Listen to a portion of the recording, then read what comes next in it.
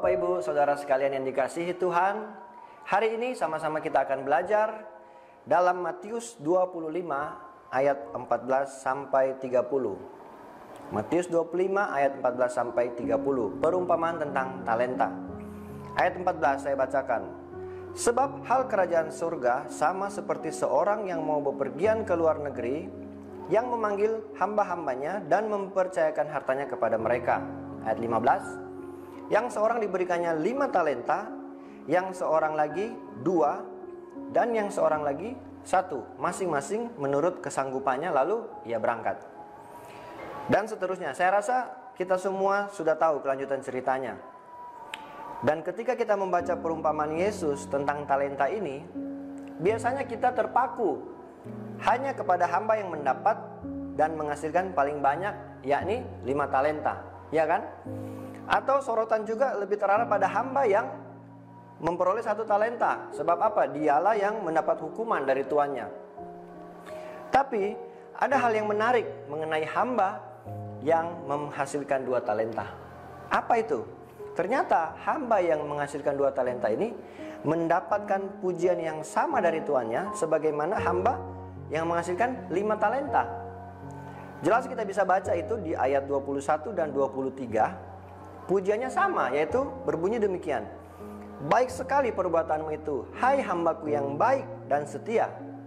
Engkau telah setia dalam perkara yang kecil, aku akan memberikan kepadamu tanggung jawab dalam perkara yang besar.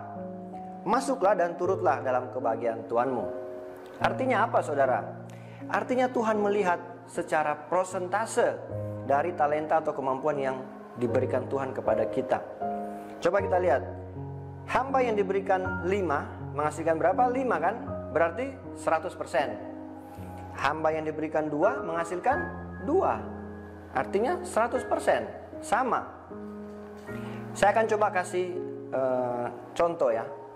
Ada seorang gadis cilik lahir di Balikpapan tanggal 4 Februari 2006. Dia lahir dengan kedua bola mata berselaput putih.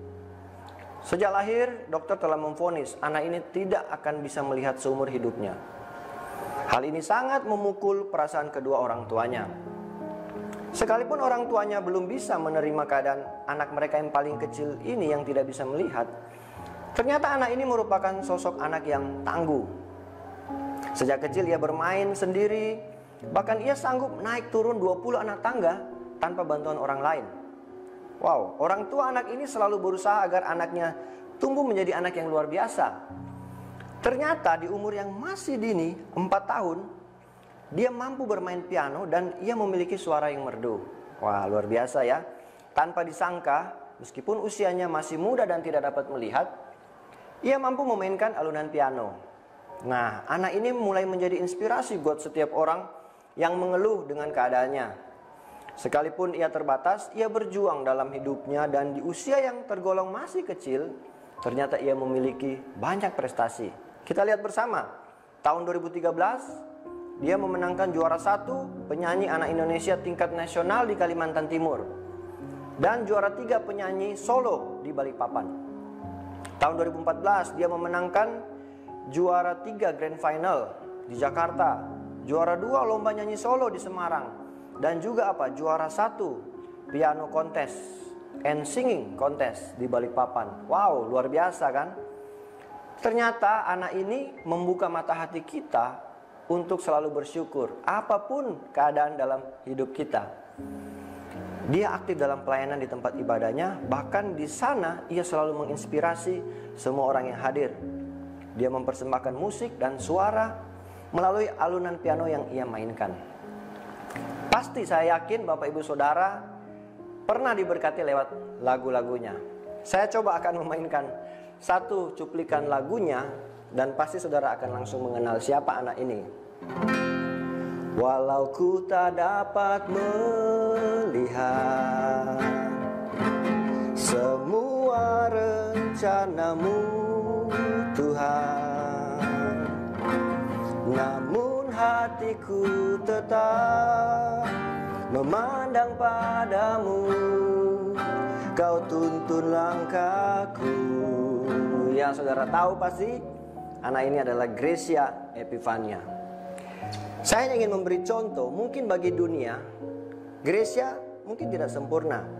Dia punya kekurangan secara jasmani, tetapi dia mampu memaksimalkan potensi yang ada pada dirinya.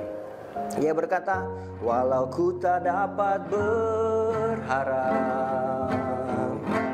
atas kenyataan hidupku, namun hatiku tetap memandang padamu, kau ada untukku. Luar biasa saudara. Perhatikan dengan baik ya. Jangan pernah kita mempunyai pola pikir yang salah.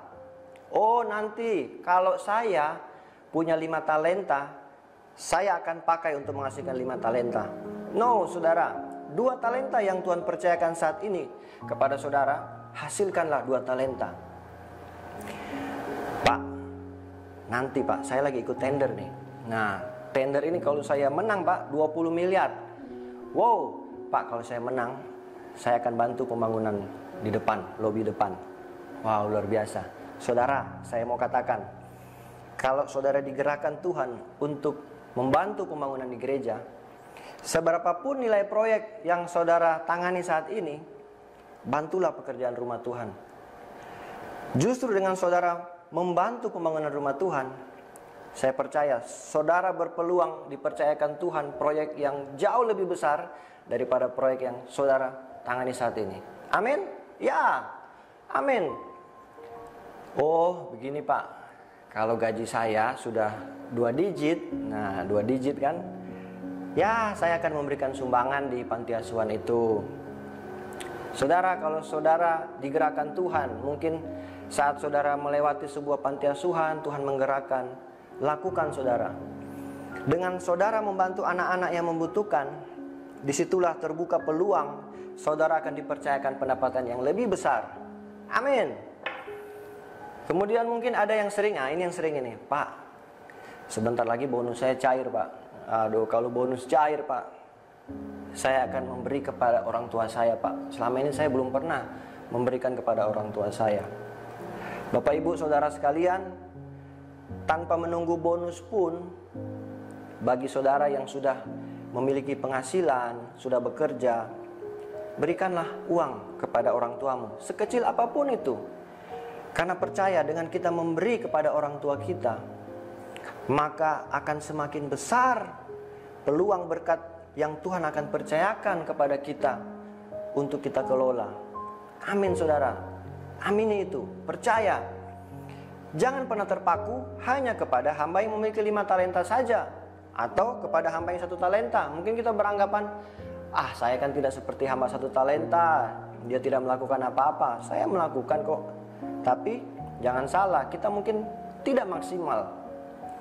Untuk mendapat pujian seperti hamba yang 5 talenta, kita hanya cukup memaksimalkan apa yang ada pada kita saat ini. Ingat, 2 loh. Cuma 2, tapi bisa menghasilkan 2. 100% buat Tuhan. Bantulah orang yang membutuhkan bantuan kita.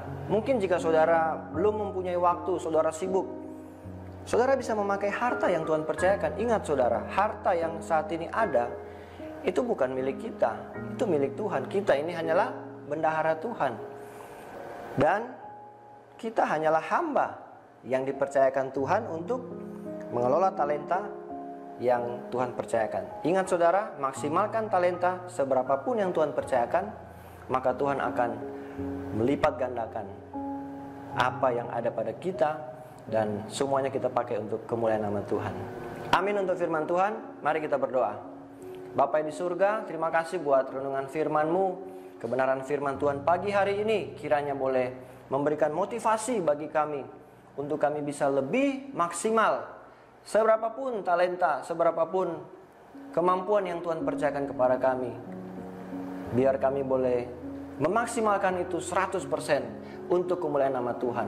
Kami serahkan hari ini sepenuhnya ke dalam tangan pengasihan Tuhan. Hanya di dalam nama Yesus kami sudah berdoa dan mengucap syukur. Haleluya.